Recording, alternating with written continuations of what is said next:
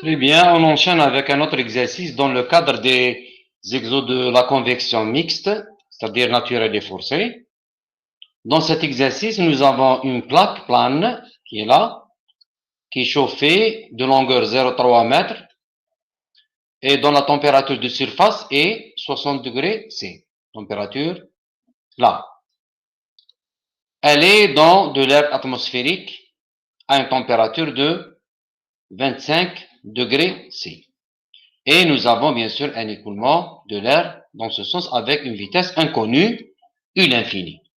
C'est-à-dire le but de cet exercice, pour quelle vitesse on peut dire qu'on peut négliger la convection naturelle. À partir de quelle vitesse on peut négliger la convection naturelle. Très bien. Donc, quelle est cette vitesse verticale minimale requise pour que les effets de convection libre soient inférieurs à 5%? C'est-à-dire, on peut les négliger. Et d'après les travaux expérimentaux, ils ont montré que cette condition, elle est vérifiée pour le rapport critique Grashov sur le Reynolds au carré égale à 0,08. Très bien. Donc, on va commencer toujours à suivre une certaine stratégie. Donc, nous avons une plaque plane verticale, elle est là. La longueur caractéristique qui apparaît dans les nombres de Reynolds et de Grashov est la hauteur de la plaque. C'est clair, on l'a déjà vu. Donc, c'est L. Donc, c'est la longueur de la plaque verticale.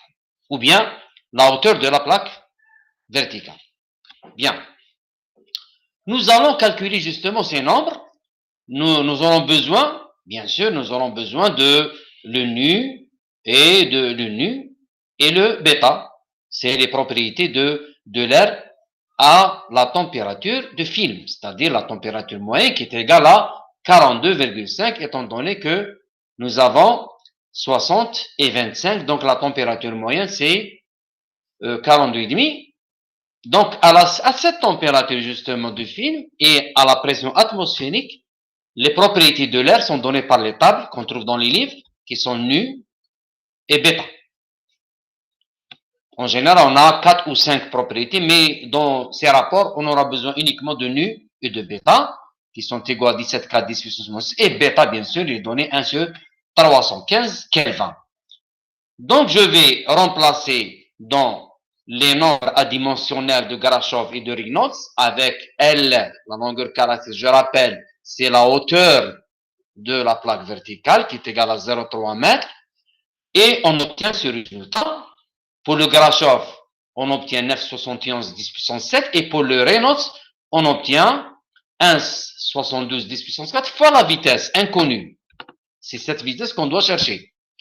Donc, le rapport, il est donné par le Grashov sur le Reynolds, obtenu par calcul, et nous, notre but, c'est de calculer la vitesse U d'infini, la vitesse de l'écoulement incident. La condition pour minimiser, pour pouvoir négliger la convection libre, il faut que ce rapport soit égal à 0,08. Donc, on trouve une vitesse de 2,02 mètres par seconde. C'est-à-dire, au-delà de cette vitesse, si la vitesse est supérieure à 2,02, la convection libre ne représente que 5% de la convection totale. C'est-à-dire, on peut la négliger.